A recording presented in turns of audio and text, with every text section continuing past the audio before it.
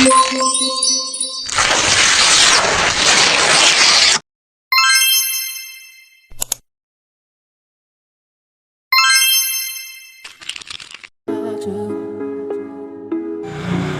akan menjelaskan tentang pengertian ketahanan nasional.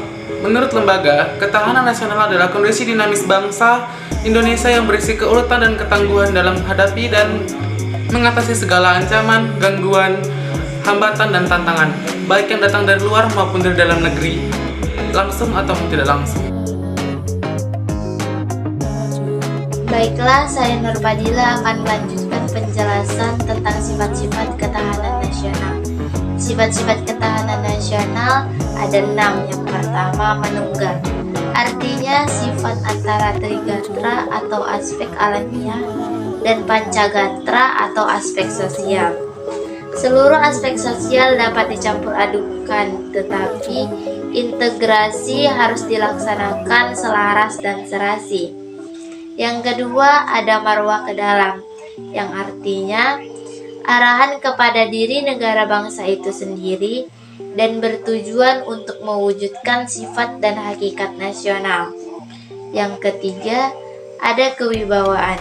Kewibawaan yang harus dipertimbangkan oleh pihak lain dan memiliki daya pencegah. Yang keempat, berubah menurut waktu.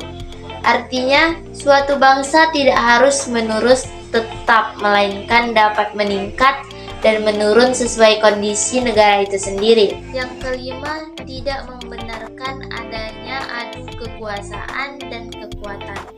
Ketahanan nasional ada baiknya tidak mengandalkan kekuatan fisik saja, melainkan kekuatan lainnya, seperti kekuatan moral.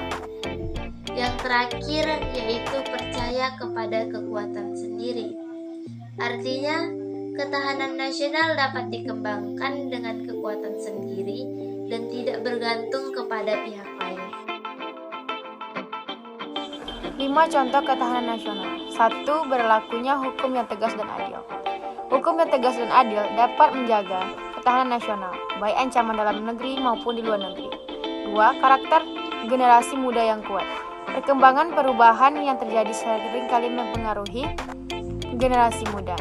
Padahal tidak semua hal yang tren saat ini sesuai dengan norma dan aturan. Ketiga, sistem perekonomian yang teratur. Dalam hal ini, pemerintah harus membuat undang-undang tentang perekonomian.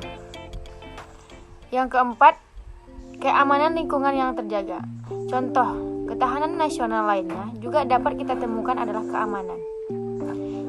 Contohnya, melaporkan kepada RT RW setempat apabila menemui hal-hal yang mencurigai. Contohnya ada perampokan, pencurian, dan penghutan liar. Kelima, pengelolaan yang baik terhadap masalah kependudukan. Apabila penduduk yang jumlahnya sangat banyak ini tidak dikelola dengan baik, maka dapat menimbulkan permasalahan negara seperti pengangguran, aksi kekerasan, pemberontakan, dan hal-hal yang membahayakan ketahanan nasional itu sendiri. Fungsi ketahanan nasional pertama yaitu ketahanan nasional sebagai doktrin dasar nasional. Kedua, ketahanan nasional sebagai pola dasar pembangunan nasional. Ketiga, ketahanan nasional sebagai metode pembinaan kehidupan nasional. Adapun ciri-ciri ketahanan nasional. Pertama, kondisi yang dijadikan syarat utama bagi negara berkembang. Kedua, fokus untuk mempertahankan kelangsungan hidup dan perkembangan warga negara dalam mengembangkan kehidupan. Ketiga, adanya solusi dan keinginan untuk mengatasi segala macam tantangan dan hambatan yang membahayakan kelangsungan hidup bernegara. Keempat, pedoman mengacu pada wawasan nasional. Kelima, secara umum, pola operatif yang digunakan didasari pada falsafah negara dan wawasan nasional. Diselenggarakan secara realistis dan percaya kekuatan sendiri.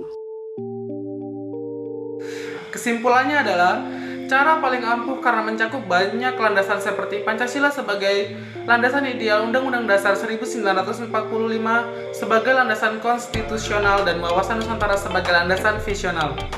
Jadi, dengan demikian ketahanan nasional kita sangat